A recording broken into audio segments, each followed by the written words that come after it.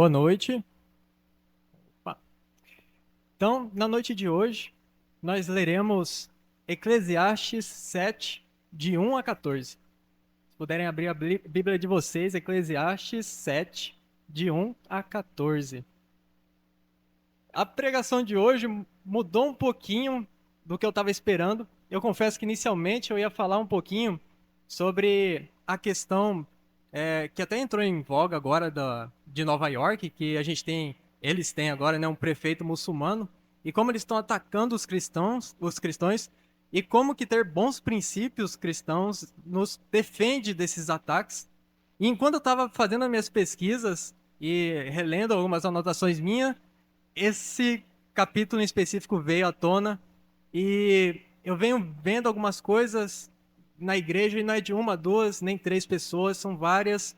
E eu acho que isso seria uma mensagem muito boa no geral. E vendo a necessidade da igreja, isso me tocou muito no meu coração enquanto eu estava estudando. E eu acabei mudando completamente o rumo da pregação de hoje. E a gente vai falar sobre 3 pontos focados nesse capítulo 7, versículo de 1 a 14, onde a gente vai aprender a não olhar o passado e sim mirar em Cristo, olhar para frente. Eclesiastes 7, de 1 a 14. Vamos lá. Melhor é a boa fama do que unguento precioso, e o dia da morte melhor do que o dia do nascimento. Melhor é ir à casa onde há luto do que ir à casa onde há banquete, pois naquela se vê o fim de todos os homens e os vivos que o tomem em consideração. Melhor é a mágoa do que o riso, porque com tristeza no rosto se faz melhor o coração. Com a tristeza do rosto se faz melhor o coração. O coração dos sábios está na casa do luto, mas os dos insensatos na casa da alegria. Melhor é ouvir a repreensão do sábio do que ouvir a canção do insensato. Pois, qual o, crepi- qual o crepitar dos espinhos debaixo de uma panela, tal é a risada do insensato. Também isso é vaidade. Verdadeiramente, a opressão faz endoidecer até o sábio, e o suborno corrompe o coração. Melhor é o fim das coisas do que o seu princípio. Melhor é o paciente do que o arrogante. Não te apresses em irar-te, porque a ira se abriga no íntimo dos insensatos. Jamais diga, por que foram os dias passados melhores do que este? Pois não é sábio perguntar assim. Boa é a sabedoria, havendo herança e de proveito para os que veem o sol. A sabedoria protege como protege o dinheiro, mas o proveito da sabedoria é que ela dá vida ao seu possuidor. Atenta para as obras de Deus, pois quem poderá endireitar o que ele torceu? No dia da prosperidade, goza do bem, mas no dia da adversidade, considerem que Deus fez tanto este como aquele, para que o homem nada descubra do que há de vir depois dele. Oremos, irmãos. Grandioso Deus, primeiramente, obrigado, Deus, pelo privilégio de estar aqui hoje à noite, orando e estudando e nos devotando em nome do Senhor, meu Pai. Que o Senhor limpe nossos corações, limpe nossas mentes, nos esvazie completamente, nos encha do Espírito Santo e que a gente consiga prestar atenção e se alimentar da palavra do Senhor hoje. Que o Senhor também me guie aqui na frente e guie minhas palavras que elas sejam retas com as suas, Deus. Que o Senhor me ajude a lembrar do que eu preciso lembrar e esquecer do que não precisa ser mencionado hoje aqui e me guiar nessa missão de hoje, meu Pai. Muito obrigado. Em nome de Cristo Jesus que eu oro. Amém. Então, iniciando, como eu sempre gosto de fazer, a parte da contextualização, entender quem que escreveu esse capítulo, quem que escreveu esse livro, por que que ele escreveu, quando que ele escreveu. E eu acho que esse em específico, ele traz um peso muito grande em entender o que tem por trás do escritor desse livro e o momento da vida dele quando ele escreveu esses versículos. Então, a princípio, alguns estudos divergem um pouquinho, mas é meio que um consenso geral isso que eu vou dizer aqui. Mas em alguns estudos a gente pode ver que talvez um desses livros não seja Salomão mesmo que escreveu, talvez um descendente dele ou alguém mais próximo. Mas o meio que um consenso geral, digamos assim, é que Salomão escreveu o livro que a gente vai estar lendo hoje de Eclesiastes. E é interessante entender os momentos da vida de Salomão, quando ele escreveu esses livros, porque eles impactam completamente na forma que o autor escreve e o contexto no qual ele se embasa. O primeiro livro que ele escreveu foi Cantares. E ele remete muito à questão do amor puro, paixão, relacionamento conjugal, tirando a luxúria de lado e botando o amor entre o casal. E ele escreve esse primeiro livro na sua juventude. Quando ele era bem jovem, ele tinha acabado de se casar, então eram aqueles primeiros anos de casamento, aquele primeiro conhecimento da mulher e tudo. E a gente consegue ver esse reflexo nos textos e na forma com que ele escreve. Então, mais velho, ele escreve Provérbios, que tem como alicerce a sabedoria prática e moral. E já esse segundo livro ele escreve mais velho, já adulto, tudo, no auge do seu conhecimento e sabedoria e ações. E a gente consegue ver várias rumos e guias de provérbios que ele escreve durante esse período da vida dele, que é o período que começa a ser meio conturbado, digamos assim, nessa idade mais velha dele. E por fim, que é o que lemos hoje, Eclesiastes, ele lida mais com a questão da vaidade das coisas terrenas e o vazio sem Deus. Então a gente vê toda essa construção, o primeiro livro, muita alegria, amor e paixão, juventude, casamento. O segundo livro, algo mais psicológico, provérbios, reflexões da vida, de acordo com o que ele estava passando no momento e algumas tentações que haviam em sua vida.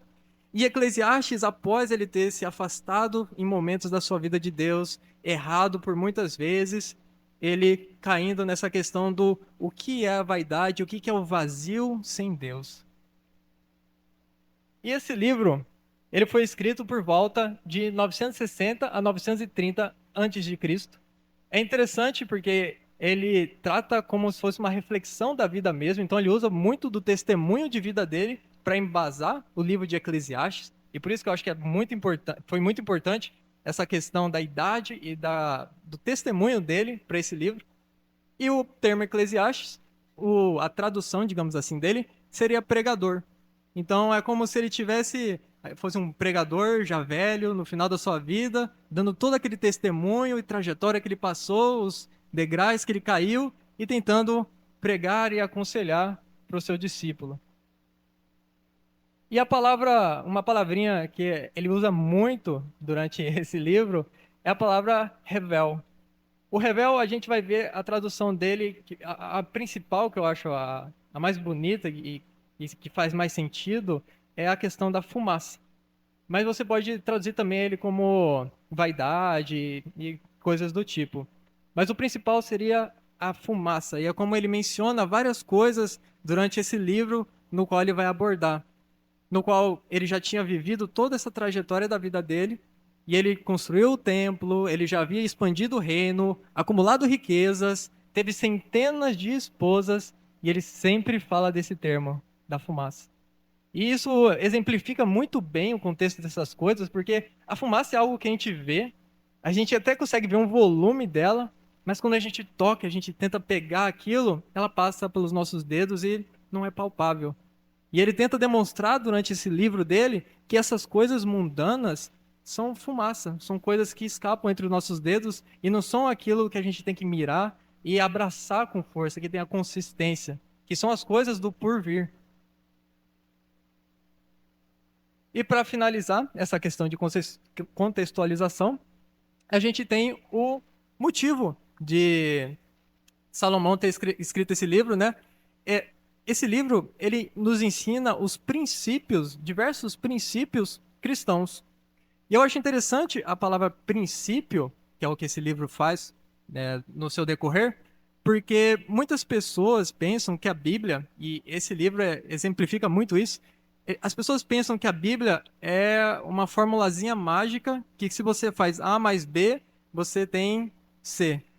E a gente vê várias igrejas pregando isso que, se você profetizar e der dinheiro e fazer não sei o quê, você vai ter um carro, vai ter um aumento, vai ter aquilo, e cria aquelas fórmulas mágicas de A mais B é igual a C, e acaba guiando o cristão para o lado errado. Quando, na verdade, a Bíblia, principalmente esse livro, nos mostra que o sentido disso é criar-nos princípios. E esses princípios nada mais são do que designs de Deus para a nossa vida. É como se Deus tivesse criado um moldezinho de como ter uma vida boa cristã. E não promessas garantidas como, faça isso e você terá dinheiro, carros e afins. E esses princípios são o que moldam o caráter e a fé do cristão.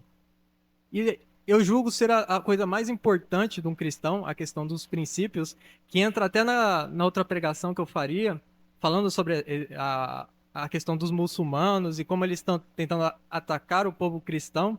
Porque eu vi uma entrevista com um muçulmano que ele falava exatamente isso.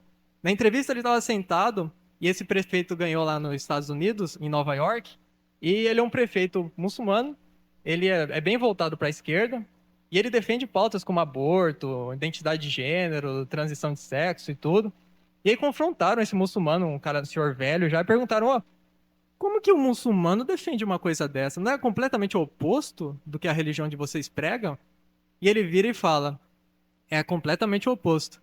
Mas você nunca vai ver um muçulmano fora, nos outros países, votando num presidente de direita, um presidente cristão, religioso, porque justamente essas pessoas, os cristãos, eles têm princípios. E a pessoa de princípio, ela não se desvia do caminho facilmente. Ela é uma pessoa firme, alicerçada. Enquanto a pessoa que não tem princípios, você consegue bordar e jogar ela para um lado, jogar ela para o outro, fazer o que você quiser.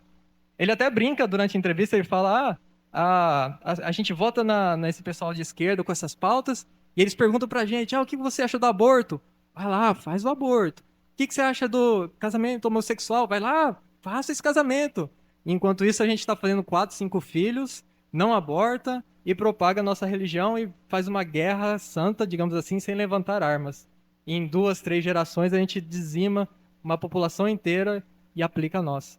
Mas o ponto dos princípios, quando você tem princípios cristãos, ele te deixa essa raiz forte que não te desvia, diferente dessa dominação mental que acaba sendo feita. E a questão do cristão com princípio, tem esse exemplo da safra, né, da semeadora, que é muito interessante, que são nesses momentos que a gente começa a entender se eu sou um crente com princípios ou eu sou um crente interesseiro, que quer resultados e coisas, e não com princípios enraizados na minha fé. Há 2000 anos atrás, tempos e tempos atrás, quando não tinha essa tecnologia toda de hoje, você tinha um fazendeiro, e o fazendeiro tinha que plantar. Ele cavava o buraquinho, jogava a semente e fechava. Ele não jogava aquela semente porque ele sabia que daqui a um mês aquela safra seria enorme. Não. Ele jogava aquela semente pelo princípio da semeadura. Porque ele sabia que jogando aquela semente, algo aconteceria. E o que aconteceria não cabia a ele, cabia à natureza e a Deus de que rumo aquilo tomaria. E são nesses momentos que a gente começa a perceber, será que eu faço as minhas atitudes cristãs por interesse ou pelos princípios? Interesses mudam. Como o muçulmano disse, é facilmente mudável, porque você faz pelo que é bom para você momentaneamente. Agora, princípios são enraizados. Então eu vejo esse como um principal alicerce desse livro, porque ele não é cheio de maravilhas e aventuras, cheio de flores e rosas. Ele é duro, ele é bruto e ele mostra a realidade que a gente tem como um crente. E como o princípio supera essas adversidades. Então, iniciando especificamente, a gente tem o primeiro versículo no qual a gente vê: melhor é a boa fama do que um unguento precioso e o dia da morte. E o dia da morte melhor do que o dia do nascimento. Eu vou focar primeiro nessa primeira parte. Não sei se eu estou falando certo, unguento. Posso estar falando errado, a forma de se falar. Mas o que seria esse carinha aqui? Isso daqui é um óleo perfumado, aromático. E esse óleo, ele é extremamente caro. Era, né? Na época, era extremamente caro. Ele era usado em banquetes, cerimônias. E se você fosse uma pessoa muito bem financeiramente, você ainda passava no corpo, no cabelo, você passava em objetos para ungir e tudo. Então, você ter isso era um sinônimo de riqueza, um sinônimo de dinheiro, prosperidade. E a gente vê Salomão falando, é melhor a boa fama do que esse óleo que remete à riqueza, remete à prosperidade. Mas o que ele quer dizer com isso? Melhor a fama do que essa parte financeira? E isso reflete exatamente o que a gente vê hoje, que é o quê? É esse unguento, que é um símbolo de luxo e valor terreno, enquanto a boa fama seria, seria de caráter e valor eterno. Eu vou falar a palavra fama às vezes eu posso estar falando princípio, às vezes eu vou falar caráter. Todos pensem como remetendo à mesma coisa. A fama, princípio, o caráter é a base, é o alicerce, é aquilo que a gente enche o nosso vaso o nosso espírito, né? O vaso com o Espírito Santo. E mais vale essa fama, esse caráter, do que todo esse dinheiro e essas coisas preciosas. E isso é uma coisa que a gente vê muito no dia de hoje, que é justamente um monte de gente aí que tem dinheiro, tem fama, tem sucesso na vida e tudo, ator famoso, mas não tem caráter. Não tem a questão dos princípios na sua vida e nada disso basta. Tudo isso, como o próprio Salomão disse, é fumaça. Tudo isso escapa pelos nossos dedos e no porvir, no fim da nossa vida, de nada valeu. E como que eu sei se eu tenho esse caráter, né? Como que eu sei se eu estou seguindo esse primeiro ponto que a gente vai falar hoje aqui, que é justamente o caráter é importante. E eu gosto de dizer muito que o caráter está ligado com o que você faz quando ninguém está olhando. Por quê? Quando você está na frente dos outros, no seu convívio do dia a dia, é muito simples ser aquele cristão exemplar, aquele cara que faz tudo certinho, tudo bonitinho. Mas e quando você está sozinho? Quando ninguém está te vendo, apenas Deus e você sabe o que você está fazendo. Será que você segue o caminho correto? Aquela questão de, vou levar um trabalho para casa, vou terminar ele e vou levar no outro dia, mesmo que meu patrão não descubra que eu trabalhei à noite. Porque não me importa, me importa o meu princípio de cumprir com a minha palavra e honrar o que eu prometi. Ou o marido que é fiel com a esposa, não porque ele tem a chance dela descobrir que ele foi infiel, mas sim porque ele ama ela e tem um vínculo, uma aliança com ela. Então a gente vê que essa questão do caráter, o primeiro diagnóstico que a gente tem é esse. Será que o eu na frente de todo mundo é o mesmo quando ninguém está olhando? E outro ponto do caráter que é interessante também é que o caráter, a fama, os princípios, eles são difíceis de conseguir. Eu gosto de fazer uma correlação com um balde. É como se você tivesse um balde e você está lá na sua juventude, e aí você tem um conta-gotas e você vai pingando naquele balde. Cada gota é uma gota de princípios, de caráter, da sua vida que vai colocando ali dentro. E você só consegue encher esse balde gota a gota. Esse balde é muito complicado de conseguir encher com uma mangueira ou coisas do tipo. São fora da curva as pessoas que conseguem isso. Mas normalmente é conta-gotas. E o mais complicado é que você pode encher o balde inteirinho com gotas, mas você consegue derramar ele de uma hora para outra inteiro. E o caráter, os princípios, eles são assim. Você pode ter uma vida ilibada, inteirinha, toda seguindo as palavras de Cristo, seguindo os seus contextos, e lá no final pegar esse balde e jogar completamente fora toda aquela água que você encheu. Tem até uma frase que eu escutava quando era criança, e faz tempo que eu não escuto ela, e eu acho que toda criança tinha que escutar isso, que é o caráter é a única mercadoria que você pode roubar de si mesmo. Quando eu confesso, quando era criança, eu não entendia muito bem isso. Como assim? Mercadoria que eu posso roubar de mim mesmo? E isso é verdade, porque, que nem eu disse, você pode encher esse balde inteirinho, conta gotas, e você mesmo pode se roubar daquilo, jogando tudo aquilo fora. E o interessante é que esse primeiro tópico, que é os princípios, você ter princípios e caráter, ele se liga muito com o segundo tópico que a gente vai discutir aqui, que é o dia da morte melhor do que o dia do nascimento. Como assim? Como o nascimento é tão alegre, é tão bonito, como o dia da morte pode ser melhor do que o dia do nascimento? E aí a gente entra no segundo ponto, que é terminar bem é importante. Princípios são importantes, mas o terminar bem é importante. Isso relaciona com o versículo 8 desse mesmo capítulo, no qual Salomão fala: melhor é o fim das coisas do que o seu princípio.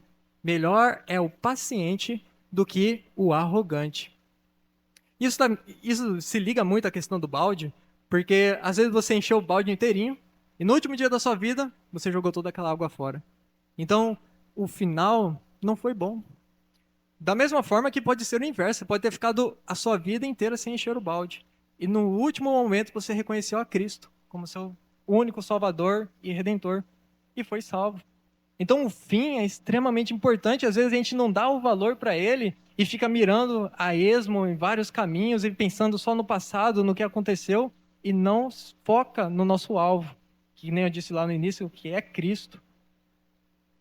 E essa questão do início, por que que o início a gente dá tanto valor e dá todo esse glamour pro início? Porque o início, ele tem entusiasmo. Tudo que a gente começa é mais fácil. A gente começa a fazer as coisas e aquela empolgação no dá um gás assim, a gente consegue botar na quinta marcha e correr e tudo. Mas aí o tempo vai passando, as coisas vão nos desanimando. É, na igreja é a coisa mais comum que tem. E é um puxão de orelha para mim mesmo, porque às vezes a gente vai lá e fala: Não, eu vou fazer, eu vou assumir esse cargo aqui, eu vou fazer tal coisa. Aí a gente começa no 12, passa um tempo, começa a cair, cair, cair e perde aquela questão do desempenho, da paciência, no qual Salomão fala aqui. E ele fala que é melhor o paciente do que o arrogante, justamente porque o paciente mantém o ritmo. O arrogante, normalmente, ele vai lá, começa, explode lá em cima. Aí passa um tempo, pum, cai lá para baixo. E aí a gente começa a ver, o fim foi melhor do que o começo? Não foi. E estragou toda a trajetória dele com esse fim dessa forma. Enquanto a gente tem pessoas que são os pacientes, que às vezes não começam lá em cima, mas eles têm a constância, o foco no caminho de Cristo. Eu tenho um exemplo dessa de como que o final pode impactar tão grande a vida de uma pessoa, porque às vezes a gente pensa, não, mas e o trajeto, e o todo e tal, mas às vezes o fim é tão trágico que apaga todas as conquistas que a pessoa pode ter tido em sua vida. Tem um senhor chamado Ebers, ele é foi dono de uma empresa chamada WorldCom. Essa empresa, ele criou ela em 83, lá no Mississippi. E ele criou essa empresa e logo nos primeiros anos ele comprou dezenas de outras empresas e foi arrematando, arrematando e crescendo o patrimônio dele. E ele teve um conglomerado bilionário. Ele se tornou um dos homens mais ricos dos Estados Unidos nos anos 80 e anos 90. Chegou ao ponto de, em 98, ele se tornou a segunda maior provedor de telefonia a longa distância. Então, o cara não era fraco. Em 15 anos, de 83 até 98, ele saiu de um professor de educação física e se tornou um bilionário, um dos caras mais fortes do mundo na área de telecomunicações. Então, em 88, ele conseguiu esse título. Em 89, ele começa a se desviar e a trilhar o caminho para o fim trágico. Em 99, o que ele fez, né? A empresa dele inflava seus lucros ao registrar despesas operacionais como investimentos de capital. Como que é isso? A empresa dele era de... Como que eu posso falar? Era capital aberto. Então, qualquer um podia investir na empresa dele e comprar uma fração daquela empresa e ganhar dividendos e tal, investia na bolsa da empresa. E quando você faz isso, você tem uma empresa assim, você tem que mostrar o quanto que a empresa está ganhando e quanto que ela está perdendo para os investidores. O que ele começou a fazer? Ele tinha despesas de 10 milhões, 20 milhões. Em vez de colocar lá despesa de 20 milhões, ele ia lá e colocava investimento de 20 milhões. E o investimento, ele passa uma impressão que a empresa está crescendo, porque se ela está investindo, ela está crescendo. E ele começou a mascarar isso, mascarar, até que tudo explodiu em 2002. E a empresa dele faliu, entrou em colapso. Ele teve que demitir milhões de pessoas. E em 2005 ele foi preso. 2019, por motivo de saúde, ele foi liberto. E em 2020 ele morreu, com 78 anos.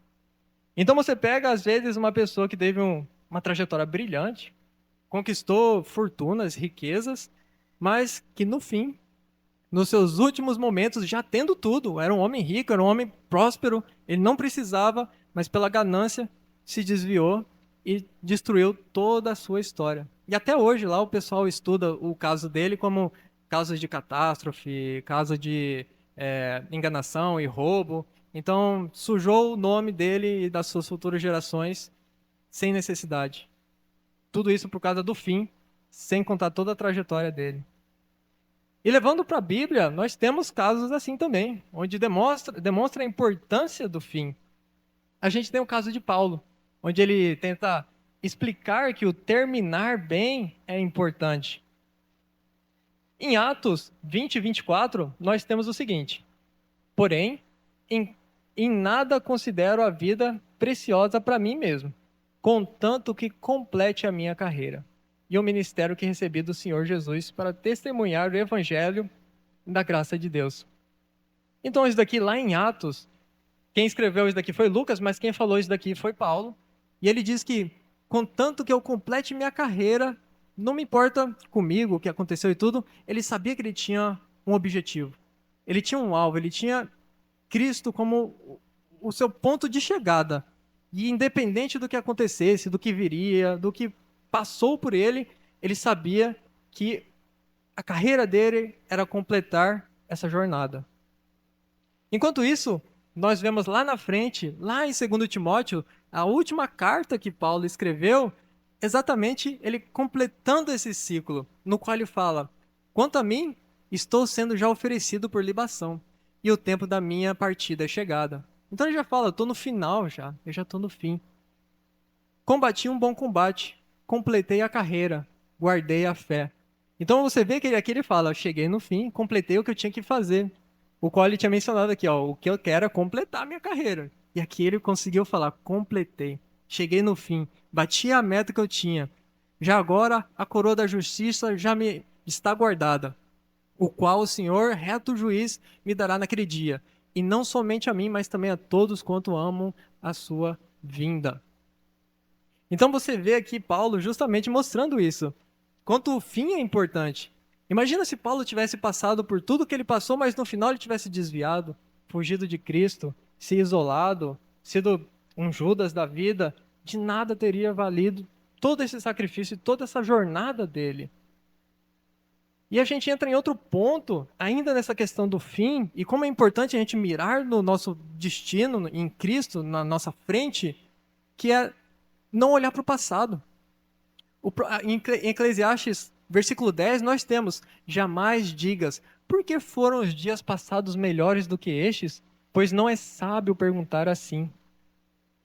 Isso é uma própria enganação que a gente tem na nossa mente. E isso é muito interessante porque, às vezes, a gente para e pensa: nossa, o passado era tão bom, eu fazia tanta coisa, eu tinha tanta coisa, as coisas eram mais fáceis, eram tão bonitas.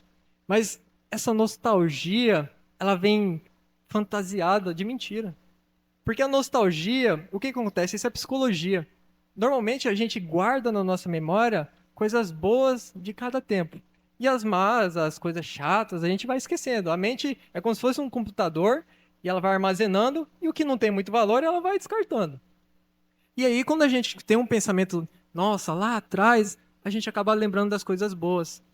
E quando a gente tem um pensamento momentâneo, as coisas vão para cima, para baixo, para cima, para baixo. Aí essa comparação não fica justa. Aqui vive o perigo dessa comparação da nostalgia. E, e aí lá em Filipenses, a gente ainda vê Paulo mencionando essa questão de olhar para trás, no qual ele fala: irmãos, quanto a mim, não julgo havê-lo alcançado, mas uma coisa eu faço, esquecendo-me das coisas que para trás ficam e avançando para as que diante de mim estão. Prossigo para o alvo, para o prêmio da soberana vocação de Deus em Cristo Jesus. Então aqui você vê Paulo também mencionando: o que importa é olhar para frente, não ficar olhando para trás, olhando para o passado, o que já aconteceu, e sim prosseguir para o seu alvo. Imagina um corredor correndo uma maratona e toda hora olhando para trás para ver o competidor dele ou para ver o cronômetro, ele vai cair, ele vai se perder.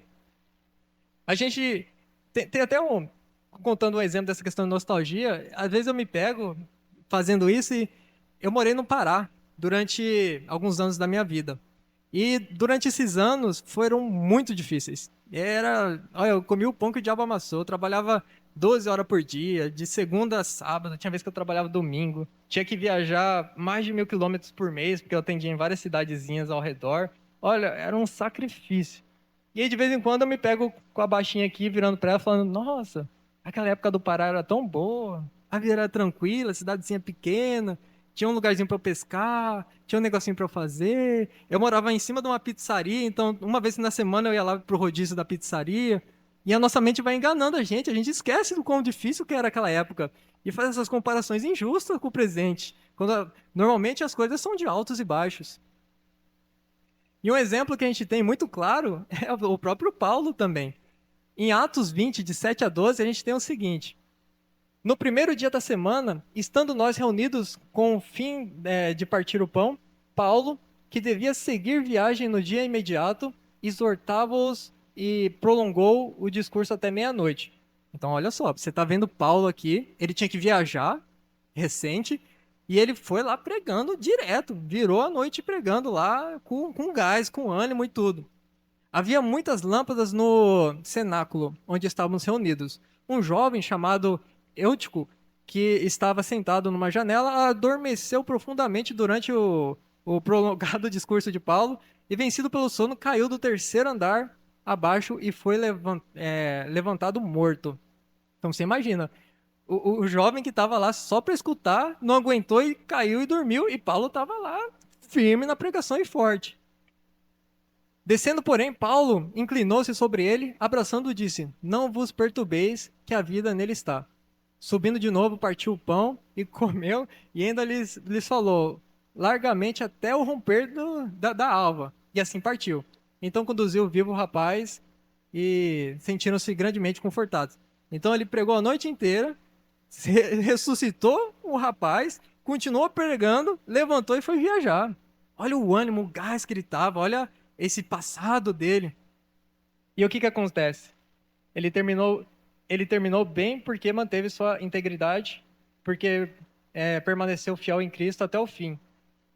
Compare Paulo nessa história, pregando aos quatro ventos. Chega o pessoal dormindo e caindo de tanto tempo que ele pregava, com os últimos momentos dele. Numa jaula, preso. O máximo de evangelho dele era escrevendo as cartinhas dele, evangelizando. E muitos de nós, em situações assim, a gente pararia, olharia para trás e falava: Nossa, naquela época eu fazia tanto. Eu me levantava, eu me jogava na multidão, eu trabalhava, eu estudava, eu fazia tudo. Nossa, aquele tempo. E hoje eu não consigo fazer mais nada nesse tipo. E aí a gente começa a desviar. A gente começa a olhar para trás, em vez de olhar para frente, no nosso futuro, na nossa jornada. E aí a gente se desvia de Cristo nessas pequenas ações que faz com que a gente se perca no caminho. Enquanto a gente vê Paulo lá dentro de uma cela, preso, nos últimos momentos da vida dele, quando você pensaria: Nossa, ele vai sofrer e chorar e esbravejar pelos quatro ventos, pedindo para ser solto, ele fala: Combati um bom combate, completei minha carreira. Ele está feliz, porque independente que ali ele não está aos quatro ventos, fazendo que nem ele fazia antes, mas ele está cumprindo com o dever dele de seguir a Cristo e dar o seu melhor todos os dias. E aqui ele estava pleno e completo de sua missão.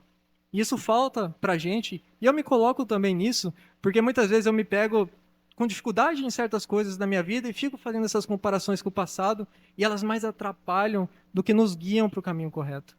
Um exemplo, no próprio em Lucas 9:62, a gente tem Jesus falando, né? Mas Jesus replicou: ninguém que tendo posto a mão no arado, olhe para trás, ninguém que tendo posto a mão no arado, olha para trás, é apto para o reino de Deus. É como se você está lá com um arado e você tem que fazer a trilha da sua plantação. Se você fica olhando para trás, você começa a perder o rumo. E aí esse olhar para trás não vai resolver. Ele não vai mudar a sua vida. O que foi, já passou. Você tem que olhar para frente. E às vezes esse olhar para trás te desvia e você perde sua plantação inteira. Muitas vezes você não consegue nem voltar ao caminho, você tem que botar tudo certinho na forma que era antes e recomeçar do zero. Então você acaba se desviando e tendo mais trabalho do que se tivesse mantido seu foco, e o que foi para trás, vida que segue. O terceiro e último ponto seria: confiar é importante. Confiar na providência de Deus é importante. Então nós tivemos princípios, é importante, tivemos o fim, é importante, até mais do que o começo, e o confiar é importante. A gente vê no versículo 13 e 14, iniciando pelo 13, atenta para as obras de Deus, pois quem poderá endireitar o que ele torceu? Isso é interessante, o que Deus torceu. Como assim o que Deus torceu? Quando ele fala o que Deus torceu, é que algumas coisas nas nossas vidas ficarão tortas. Às vezes Deus entorta os nossos caminhos e nos coloca em adversidades, em dificuldades, mas tudo isso tem um propósito. E aí vem aquela questão, né? Quando a nossa vida começa a ficar meio torta, a gente começa a perguntar: como posso crer em Deus como bom e todo-poderoso quando eu vejo isso? Quando eu vejo, às vezes, alguma pessoa que eu considero boa sofrendo e pessoas más aí prosperando e crescendo na vida, como que isso é capaz? Como que essas coisas tortas se ajeitam? E a gente teve uma pessoa que fez essa pergunta para Deus também e recebeu uma resposta. O próprio Jó fez essa pergunta. E a resposta que Deus deu para Jó foi mais perguntas. E é interessante que Deus passa do capítulo 38 até o capítulo 41 mostrando para Jó, porque Jó estava meio que, não, será que Deus sabe mesmo esse caminho que ele está me colocando? Porque eu estou sofrendo, está tudo dando errado, está tudo virando de cabeça para baixo. E são questões que vêm na nossa cabeça. Será que a soberania de Deus é tão grande assim? Será que ele sabe tanto, todos esses rumos e cada coisa pequena que tem nesse planeta, nesse universo? E o próprio Deus diz: onde estava tu quando eu lançava os fundamentos da terra? Dize-me se tens entendimento?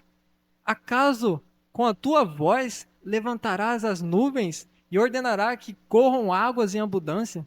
Poderás tu pescar o Leviatã com anzol ou ligar a sua língua com uma corda? E aí Deus vai falando várias e várias, se eu não me engano, deve ser umas 70 questões assim, para mostrar o quão pequeno a gente é e como que ele é soberano e como que ele entende tudo.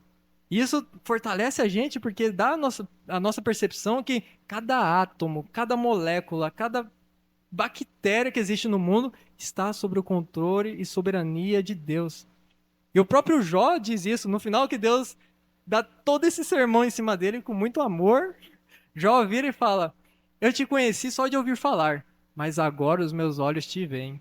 Por isso me abomino e me arrependo no pó e na cinza. Nós somos limitados, irmãos. O confiar na soberania de Deus é um princípio muito importante que Salomão também menciona aqui, justamente pois nós não conseguimos ver o contexto como um todo. Eu sei que eu sempre uso esse exemplo e eu vou continuar usando ele durante anos, mas é como a gente vê uma cena de um homem com o peito sendo aberto em cima de uma mesa e aí você fala: meu Deus, está assassinando o homem, que terrível, que horrível. Mas aí se você tirar a câmera um zoom out assim, olhar o contexto, o cara está fazendo uma cirurgia do coração, fazendo um procedimento médico para salvar a vida dele. Então, muitas vezes, a nossa limitação psicológica e mental, psicológica e de visão e de tempo, nos impede de ver a grandeza de Deus. E justamente por isso que Deus, muitas vezes, não nos responde com respostas claras. Ou faz que nem Jó. Ele não respondeu Jó, pá, com a resposta na ponta da letra. Ele respondeu com mais questões que exemplificam como a gente é incapaz de entender tudo. Eu creio que se Deus sentasse com nós no corpo carnal hoje, quisesse explicar isso, a gente não seria capaz de entender essa grandiosidade e soberania que ele tem. E para finalizar, o último versículo, que é: no dia da prosperidade, goza do bem, mas no dia da adversidade, considera que Deus fez tanto este como aquele, para que o homem nada descubra do que há por vir depois dele. Que é justamente isso. Que entra na questão da nostalgia, que é: a gente lembra só do que é bom, e aí quando acontece a coisa ruim, a gente fala: ah, por que isso acontece? Não, Deus faz tanto os dias bons quanto os dias da adversidade, e tudo isso tem o seu propósito. O que a gente tem que sempre reforçar são essas três questões quando a gente estiver lidando com a adversidade. Primeiro, cuidado com a nostalgia. Às vezes essa adversidade é um momento pequeno, só que a gente lembra só das coisas boas e acha que aquilo é um monstro. Segundo, lembrar que Deus está no controle e que somos limitados. Da mesma forma que Deus fez com Jó, mostrando que ele é soberano e ele entende tudo, ele sabe tudo, nosso destino e afins, nós temos que deitar e dormir e confiar na soberania e no controle de Deus.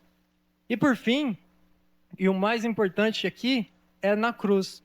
Jesus experimentou o máximo da injustiça e morreu pelos injustos. Às vezes a gente pensa, nossa, isso não é justo o que está acontecendo comigo, não é justo essa vida que eu estou tomando, esse caminho que está se percorrendo na minha vida, esses rumos tortos, digamos assim, que Deus está colocando essas advertências. Mas e quando a gente fala de Cristo, o que era o justo e perfeito, e morreu e pagou pelos injustos e pecadores? Por fim, já estou até atrasado um pouquinho, desculpa, pastor. Eu deixo algumas perguntas de reflexão que eu acho interessante. Quem tiver como tirar uma foto ou anotar rapidinho, ou quiser me pedir depois, eu mando. Que são reflexões que eu convido vocês a fazerem durante a semana e se debruçarem sobre esse texto. A primeira dela, que é sobre o primeiro ponto que a gente debateu aqui, que é sobre o caráter. Qual é a área específica da sua vida onde você precisa construir maior integridade? Como você pode começar essa jornada? Então, sentar e pensar que área da minha vida que eu não ando tão íntegro como um cristão deveria ser quando ninguém está me olhando. Número 2, sobre o terminar bem, o fim, como o fim é importante. Há algo na sua vida que começou bem, mas que você perdeu o entusiasmo, com que, como você, e aí vem a questão, né? Como você pode recuperar um ímpeto enquanto mantém a perspectiva a longo prazo? Então, refletir, será que tem alguma coisa que eu estou devendo na minha vida, que eu não estou dando o meu melhor, que eu comecei super bem e agora eu estou lá embaixo? E como que eu posso resolver isso pensando ao longo prazo? Não no agora, e sim no futuro, no fim. E terceiro, sobre confiar em Deus. Há uma circunstância em sua vida que não consegue entender, como o exemplo de Jó? Refletir nessa circunstância e tentar se perguntar o por que será que isso está acontecendo? Porque tudo tem um propósito. E saber depositar a confiança na soberania de Deus. E por fim, se você tivesse que escolher um princípio desses três que a gente falou, qual seria e por quê? Eu acho que para a semana, se vocês puderem passar um tempinho, se debruçar nisso, responder essas perguntas, acho que vai ser muito edificador. Irmãos, oremos para finalizar. Puderem colocar de pé.